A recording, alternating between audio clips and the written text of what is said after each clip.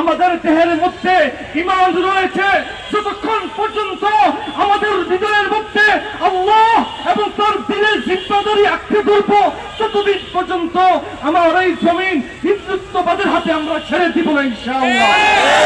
প্রিয় তাওহীদি জনতা, আমরা বারবার নির্যাতিত নিপীড়িত হচ্ছি।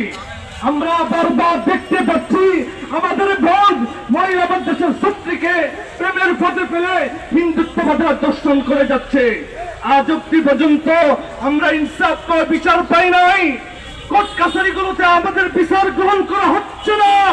যদি এরকম হয় রাষ্ট্রের ব্যবস্থা, তাহলে মনে রাখতে হবে এই রাষ্ট্রের ব্যবস্থায় ইনসাফ প্রতিষ্ঠা করার জন্য আমাদেরকে যা যা করতে হয়। সর্বশেষ কথা হলো, এই দেশের জনতা যখন নিজেদের দিন প্রতিষ্ঠা করার জন্য, ইনসাফ প্রতিষ্ঠা করার জন্য, ন্যায়ের জন্য রাজপথে নেমে আসবে, তখন কিন্তু সমস্ত ষড়যন্ত্রকারীরা তাদেরকে যারা সহায়তা করবে তারা কেউ পার পাবে না ইনশাআল্লাহ। আল্লাহ তাআলা আমাদেরকে সতর্ক থাকার তৌফিক দান করুন।